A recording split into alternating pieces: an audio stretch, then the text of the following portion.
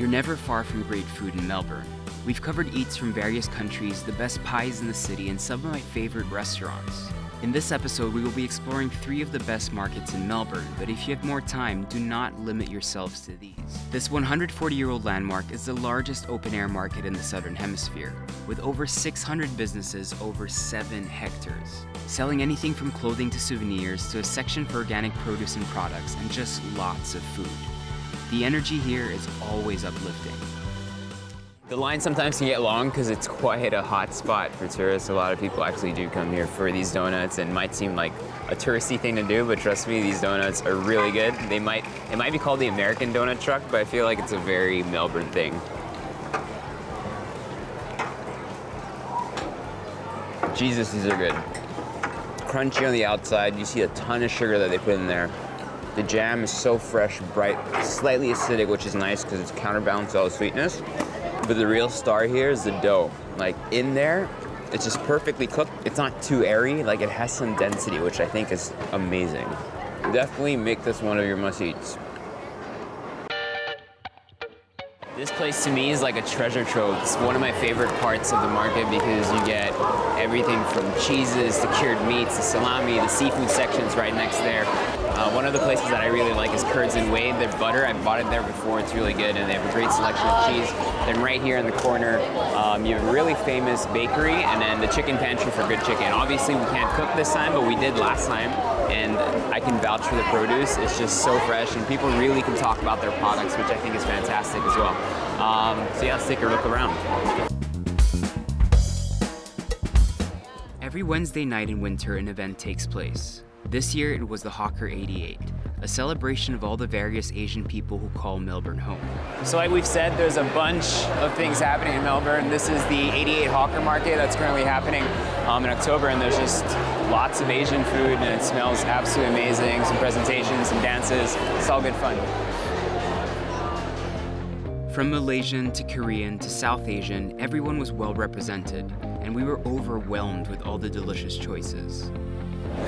There's like 3 Filipino food stalls here, right? Like 3 Filipino food stalls. Oh, a lot, bro. The Philippines is representing hard in Melbourne right now. Barbecue. And tonight there's like a talk. And Footscray. And the band's Filipino. And the dancers are Filipino. All of them? Yeah. He's Filipino. Mabuhay. Mabuhay. The Dandenong Market is actually older than the Queen Victoria, having been set up in 1866.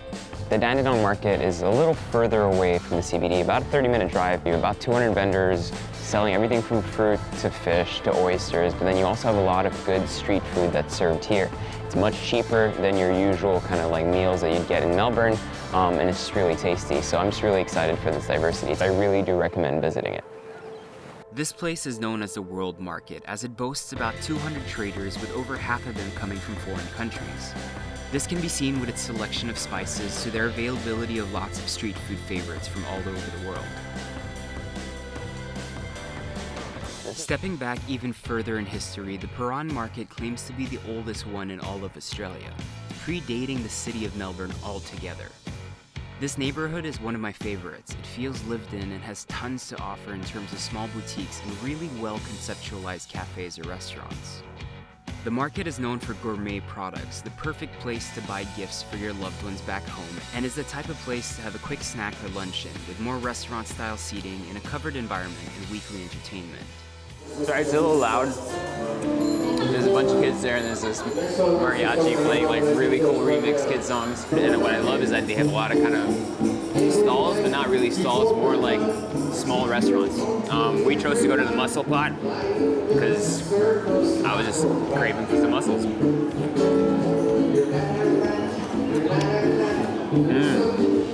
If I lived here, I feel like this is the market I would come to the most often. It's less hectic than the others and doesn't overpower you with too many choices. Depending on where you're staying, and if you find yourself in the city for a longer period of time, make it a point to also check out the South Melbourne Market, Fitzroy Mills, Kensington, and the St. Kilda Esplanade. Time for you to eat, bruh.